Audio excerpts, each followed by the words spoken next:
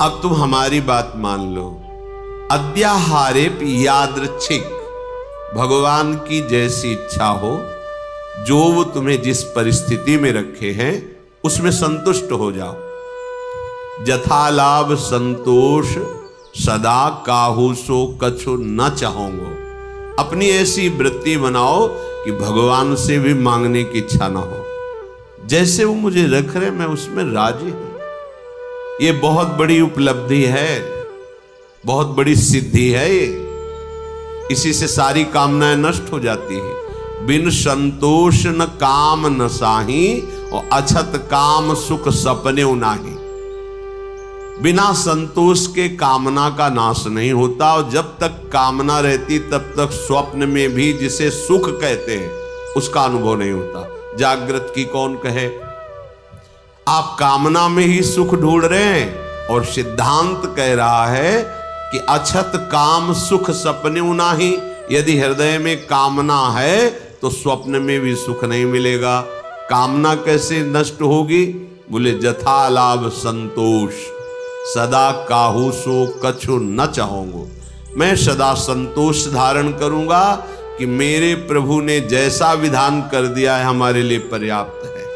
जथा लाभ आद्याहारे यादृच्छिक, जो हमारे आराध्य देव है उनकी इच्छा के अनुसार हमें आहार वास वस्त्र व्यवस्था और संग, ये जो कृपा करके मिला है, हमको अब आकांक्षा नहीं करनी चाहिए किसी भी वस्तु। सच्ची मानो जैसे कोई प्रश्न करे कि हमें सत्संग की आकांक्षा करनी चाहिए, हमें भगवत चरणारविंद के धाम में रहने की आकांक्षा करनी चाहिए।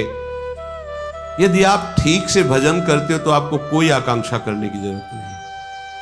आगे से आगे वो जहां पहुंचाना जो करना है अपने आप करेंगे।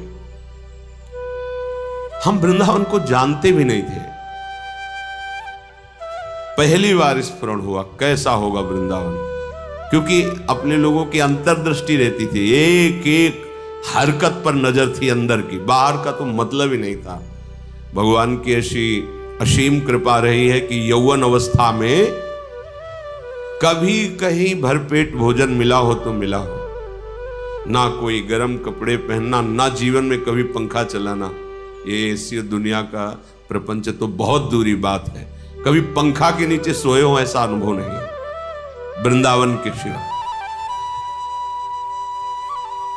एकमात्र अंतर्दृष्टि, मेरी वृत्ति कहां है, बस इसी पर रहती थी। कहां है मेरी वृत्ति?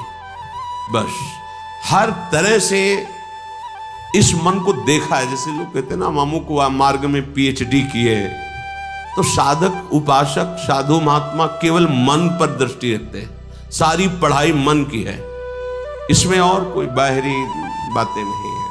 इसमें परम सिद्धि का जो लाभ होता है वो केवल मन पर दृष्टि रखी जाती है।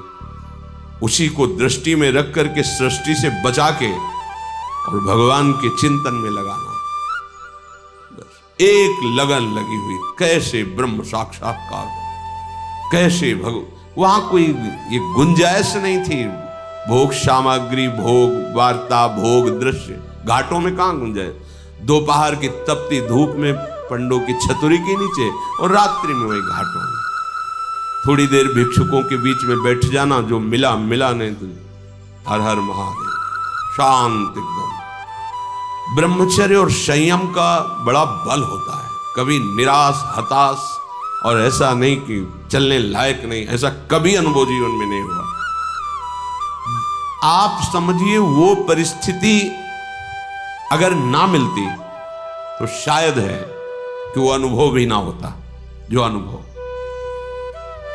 एक जो निश्चिंतता, निर्भयता, एक ठसक, हर समय नवीन उत्साह, वो भगवान ने जैसी परिस्थिति चयन की थी उसी में राजी होने से हो गया। एक बार इतने भूख से व्याकुल हुए तो दो संत आए काशी के।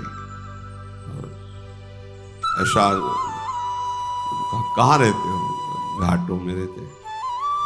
भोजन जो महादेव जी दे देते। या घाटों में कौन देता है? अन्नपूर्णा। कभी सतुआ इतना, जैसे भिखारियों को लोग बांटते हैं, 2-4 किलो सतुआ लिया, 50 बैठे हैं, ऐसे से डाल दी। तो कमंडल का ढक्कन होता था, ऐसे रखा, कोई 1 पीस बर्फी रख दी ऐसे, बोले आओ चलो आज तुम्हें भोजन पवाते हैं। तो देखो मन की बात प्रभु ने सुन ली, लेकिन हंसी की बात, ले गए कमरे में बैठाला और 2 घंटे बाद आए। रात हो गई थी, शाम के बैठते थे जाके, और आए बोले हमारे यहाँ तो प्याज लहसुन बनता है, आप खाते हैं? ये तो नहीं। महादेव हाँ निकले, खूब हंसे कि ए मन देखा तेरी चालबाजी नहीं चली, नियम लिया था कहीं नहीं जाएंगे, पर इतनी व्यवस्था हम अपनी तरफ से ले गए, और देखा तुम्हें उत्तर दिया महादेव, चल आज के बाद कोई बुलाए भी तो नहीं जाला है। जथा लाभ संतोष सदा का, ये बहुत बड़ी उपलब्धि का मार्ग है। चाहे गृहस्थ हो चाहे विरक्त हो, जैसी परिस्थिति प्रभु ने दी है, सच्ची मानिए तुम्हारे कल्याण के लिए वैसी परिस्थिति आवश्यक है। आप कह सकते हो बड़ा घर में प्रतिकूलता रहती, जरूरी है प्रतिकूलता। भगवत प्राप्ति के लिए जो तुम्हें प्रतिकूलता मिली जरूरी है, बड़े बड़े सिद्ध भक्तों को मिली है। आप तो अभी भक्ति के मार्ग में कदम रखना चाहते हैं, और जो भक्ति के सुभट हैं उनके साथ भारी से भारी प्रतिकूलता हुई। हम प्रतिकूलता का निरादर न करें, वो भगवत कृपा है जो मुझे दलदल से निकाल रही है। सबका स्वरूप सामने आ रहा है। रहीमन विपदा हो भली, जो थोड़े दिन होए, हित अनहित या जगत में जान परे सब कोई। तो अद्याहारेपि यादृच्छिक उर्गुण वा नप्य हो समृतात्मा। जब आपको जैसी परिस्थिति में रखा गया उसके बदलने के लिए आप दिखावा न कर दे, दिखावा होता है। ब्रह्म बोध प्राप्त करने के लिए एक महापुरुष मिले थे, उन्होंने कहा था कि अपने गुणों को प्रकाशित ना करे, मौन का आश्रय ले, और ऐसे जैसे कोई विक्षिप्त हो ऐसे रहे, फिर उसकी जो यथालाभ व्यवस्था होती उसमें रहे तो उसे बहुत जल्दी ब्रह्मबोध प्राप्त हो जाता है। अपने गुणों को प्रकाशित करके, अपनी महिमा को प्रकाशित करके उसका उपभोग करने लगे तो फिर वो स्थिति से गिर जाता है, वो उस चरम अवस्था को प्राप्त नहीं होता। गंगा किनारे एक से एक महापुरुष, एक से एक दिव्य अनुभवी महापुरुष, यहां कह रहे उर्गुण वानप्य हो समृतात्मा। आप अपने गुणों को प्रकाशित करके ऐसा कहीं उपभोग तो नहीं कर रहे, अपने सम्मान का गुण प्रदर्शित करके, चाही हुई वस्तुओं का, मानी हुई मान्यता का यदि उपभोग कर रहे हैं तो आप अपने मार्ग से गिर जाएंगे। आपको गुण प्रदर्शन नहीं करना। हम प्रभु के गुण गा रहे हैं, प्रभु का नाम कीर्तन कर रहे हैं, प्रभु की सेवा कर रहे हैं, प्रभु का जस गा रहे हैं। हजारों को लाभ मिले, लाखों को लाभ मिले, करोड़ों को मिले, सबका मंगल हो, कोई परेशानी। यहां कह रहे कि अपने गुणों का प्रदर्शन करके प्राप्त विषयों का सेवन उपभोग करना, विषय आए स्वीकृत नहीं हृदय में। जथा लाभ संतोष सदा, महलों में रखो चाहे झोपड़ी में वास दो, कोई प्रश्न नहीं है। चित्त का समाधान हो चुका है, अब कोई परेशानी नहीं है, कोई खुशी नहीं है, कोई दुख नहीं है। बहुत उत्तम स्थिति का वर्णन कर रहे हैं उपासक के। श्रीमद वृंदावनेस्मिन् सतत मठ सखे सर्वतो मुक्त संगा, ये अमृतमय वचन। वृंदावन में तुम्हारा आगमन हुआ, वृंदावन का आश्रय लिया, वृंदावन का वास, तो यहां किसी का संग मत करना। कह रहे सखे सर्वतो मुक्त संगा। सर्व संग और संत संग इस सर्व में नहीं आता। जो भगवत अनुराग में रंगे हुए महापुरुष हैं, तो भगवत प्राप्त संतों ने भी ऐसी आकांक्षा की कि मुझे ऐसे प्रेमी महाभागवतों का संग मिले, क्योंकि बिना उनकी चरण धूल में बैठे, उनकी चरण धूल से अभिषिक्त हुए ना तत्वबोध होता है ना भगवत प्रेम होता है। तो संतों का संग ही सर्व संग का त्याग कराता है। इसीलिए श्री भगवान ने अपनी प्रसन्नता, अपनी प्राप्ति के उपाय का जब वर्णन किया तो कह रहे हैं व्रतान यज्ञ छंदांस तीर्था नियमा यमाह यथा वरुंधित सत्संगा सर्वसंगोपहो हिमाम। बड़े बड़े व्रत नियम और तीर्थ यात्रा धर्मादि इन सब के द्वारा शास्त्र स्वाध्याय आदि देवताओं का यजन पूजन आदि इनके द्वारा मेरी प्राप्ति उतनी संभव नहीं जितनी संत संग से। क्योंकि संत संग क्या करता, सर्व संगोपहो हिमाम, सर्व संगों का त्याग करा देता है। जो आसक्ति संसार में विषयों में व्यक्तियों में, वही आसक्ति यदि संत महात्मा में हो जाए तो मोक्ष का खुला हुआ द्वार शास्त्रों में पाया गया। तो यहां जो सखे सर्वतोमुक्त संगा, उसका भाव है जो प्रभु से विमुख जन है उनसे हमारा परिचय भी नहीं होना चाहिए। वृंदावन ऐसे रहे मनो चिन्हारो नाई, हम नहीं पहचानते किसी को। नेत्र नीचे हैं, अपने मार्ग को देख रहे हैं और अपने प्रिया प्रीतम का स्मरण कर रहे हैं। जो मिलता है मेरे प्रभु स्वरूप में आए ऐसे भाव से। कहीं कोई सांसारिक भाव सांसारिक संबंध नहीं। सांसारिक प्रपंच को स्वीकार करने वाला उपासक उपासना में आगे बढ़ नहीं सकता। अपने गुणों को प्रयोग न करते हुए, जो हमारे अंदर भागवतिक गुण है वो प्रभु की महिमा को, प्रभु के यश को गान करके जगत मंगल के लिए है। अपने में विशेषता का भाव आ जाना पतन का लक्षण है। मैं इनसे विशेष हूं, विशिष्ट हूं, मैं महान हूं, ऐसी बात मलिन अंतःकरण में आती है, निर्मल अंतःकरण में नहीं। जितना अंतःकरण निर्मल होता जाएगा उतने ही ये भाव खत्म होता चला जाएगा। और जिसका संपूर्ण अंतःकरण निर्मल हो जाता है उसके हृदय में ये बात आ जाती है कि मैं चराचर जगत का सेवक हूं। सो अनन्य गति जाके असमत न टरे हनुमंत, मैं सेवक और सचराचर रूप स्वामी भगवंत। ये सबसे बड़ी बात है। तो श्रीधाम वृंदावन का आश्रय, वृंदावन का वास, किसी से कोई परिचय नहीं। जैसी परिस्थिति में प्रिया प्रीतम रख रहे हैं वो हमारे योग्य है। हम अपने गुणों का प्रदर्शन करके किसी भी वासना की पूर्ति की चाह न रखें। हमारा एकमात्र उद्देश्य भगवत प्रसन्नता, दान पुण्य आदि करके सब कर मांगते एक फल राम चरण रति हो। सारी चेष्टाएं हो रही, इसका फल है मेरी प्रिया जो प्रसन्न हो जाए, मुस्कुराकर एक बार हमारी तरफ कृपा कटाक्ष कर दे। चलते हैं।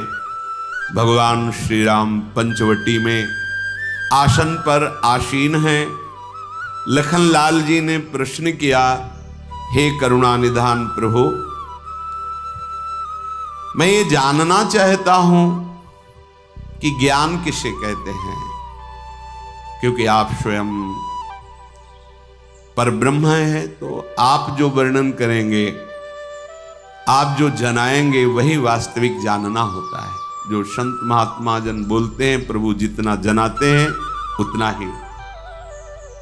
हे नाथ, वैराग्य किसे कहते हैं, माया किसे कहते हैं, भगत किसे कहते हैं, भक्ति, ईश्वर और जीव का भेद क्या है, आपके चरणों की वो अविरल भक्ति क्या है जिससे शोक मोह भ्रम जन्म मृत्यु दुख ये सब नष्ट हो जाता है। उस भक्ति का स्वरूप क्या है। भगवान श्री राम ने कहा, हे लखन, हम कम शब्दों में वर्णन करते हैं, ध्यान पूर्वक सुनो। थोरे ही महा सब कहूं बुझाई, सुनहु तात मति मन चित लाई। मैं अरु मोर तोर ते माया, जेहि बस कीन्हे जीव निकाया। गो गोचर जहां लगी मन जाई, सो सब माया जाने हूँ भाई। तेहि कर भेद सुनहु तुम सो, विद्या अपर अविद्या दो, एक दुष्ट अतिशय दुख रूपा, जा बस जीव पराभव कूपा, एक रचई जग गुण बस जाके, प्रभु प्रेरित नहीं निज बलता के। हे लखनलाल, थोड़े में ही समझाकर कह रहा हूं, तुम मन चित्त और बुद्धि लगाकर सुनो। मैं और मेरा, तू और तेरा, ये माया का लक्षण है। देख लो, मैं, मेरा, तू, तेरा, ये माया का लक्षण है। ये अंदर जहां वृत्ति हो तो माया की वृत्ति है। ये मेरा, ये तेरा, ये मैं, ये तू, मैं, तू, मेरा, तेरा, ये माया की प्रधान वृत्ति है जो हृदय में ही बैठी हुई है। देख लो, इसी ने समस्त जीवों को माया में बांध रखा है। मैं, मेरा, तू, तेरा, इस वृत्ति से संपूर्ण चराचर जगत को बांध रखा है इस माया ने। साधक इसी पर प्रहार करता है।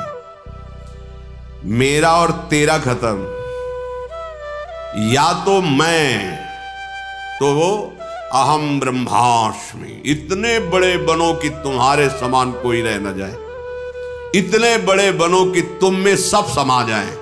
अब बचा केवल मैं, वो शुद्ध मैं श्री कृष्ण है, जिसे अहम ब्रह्मास्मि, मैं ब्रह्म हूं।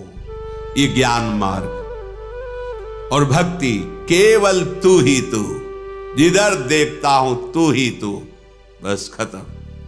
जहां मैं तू वहां माया, जहां केवल मैं, तू है ही नहीं, वो ज्ञान। और जहां मैं खो गया, केवल तू ही तू, वो भक्ति। और जहां मैं और तू वहां माया। इंद्रियों के विषयों को लेकर के मन जहां तक दौड़कर जाता है, 5 ज्ञानेंद्रियों के साथ मन विचरण करता है। मना कष्टान इंद्रियाणि प्रकृति स्थानि करसति, वो सब माया में ही विचरण करता है। इस माया के 2 विभाग हैं, एक विद्या और दूसरी अविद्या।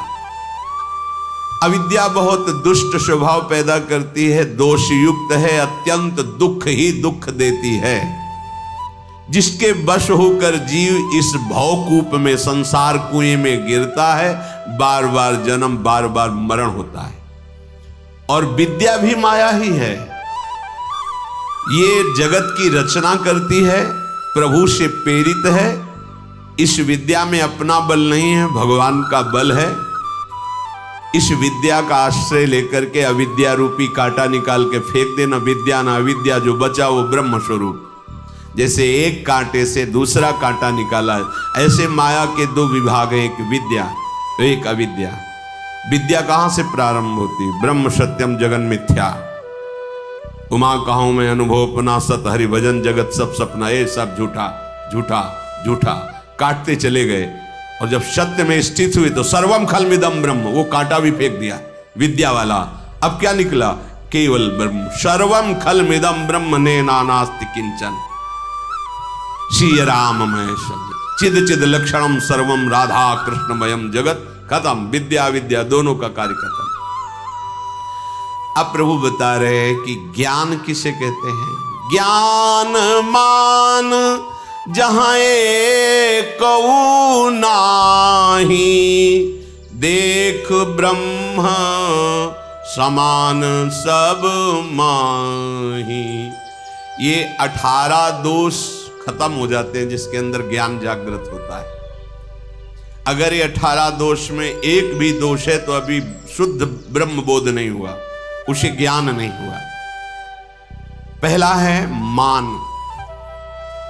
भगवान ने गीता जी में भी जब परम पद का वर्णन किया तो कहा निर्मान अमोहा जित संग दोषा अध्यात्म नित्या विनिवृत्त कामा द्वंद्वैर विमुक्ता सुख दुख संगई। ये परम ज्ञानी परम पद में आरूढ़ हुए महापुरुष का लक्षण है।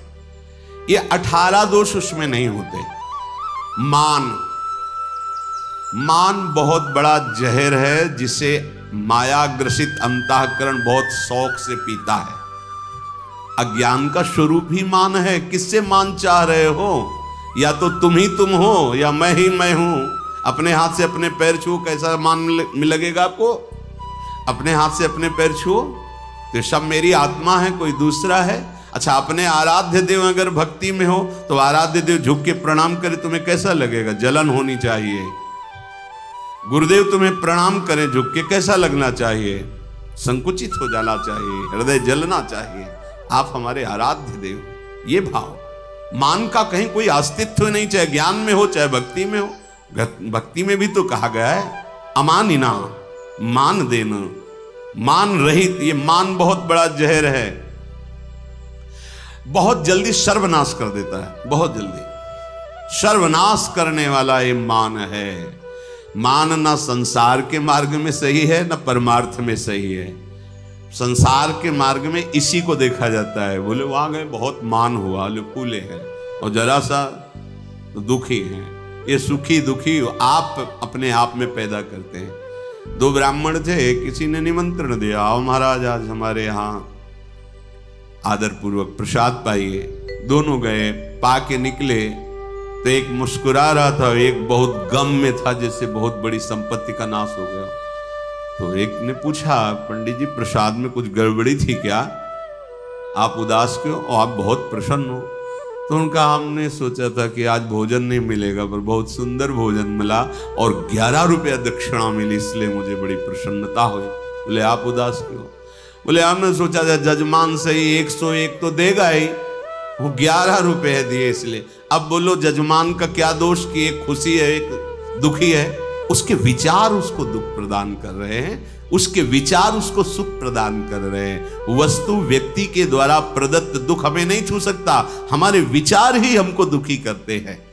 जिसमें मान नहीं है, दंभ नहीं है। दंभ माने दिखावा होता है, दंभ नहीं है। ज्ञानियों में दंभ, किससे दंभ करें? हिंसा, किसी को मन वचन कर्म से दुख पहुंचाना, नष्ट कर देना, ये हिंसा होती है। क्षमा ना होना, बड़े से बड़े अपराध करने वाले को भी क्षमा करने की सामर्थ्य ज्ञानी में ही होती है, ज्ञानी में नहीं होती। ज्ञानियों में क्षमा बल होता है, तो क्षमा राहित्य ये ज्ञानी में नहीं होता। अर्थात किसी को भी दंड देने के लिए उतावला हो जाना, यह अज्ञान का लक्षण है। टेढ़ापन, वक्र दृष्टि, वक्र वचन, ये ज्ञानियों में नहीं होती। सीधे सरल, जो मन में वही, वाणी में वही, चेष्टा में। और गुरु सेवा का अभाव, ये ज्ञानी में नहीं होता, क्योंकि गुरु कृपा से ही ज्ञान की प्राप्ति होती है। जो गुरु सेवा का अभाव जिसके जीवन में है, वो ज्ञान भले वर्णन करे, उसको सच्चा बोध नहीं हो सकता, क्योंकि बोध तो गुरु कृपा से होता है। अपवित्रता, शरीर की अपवित्रता, वाणी की अपवित्रता, मन की अपवित्रता, ये ज्ञानी में नहीं होती। ज्ञानी चलता फिरता तीर्थराज प्रयाग है।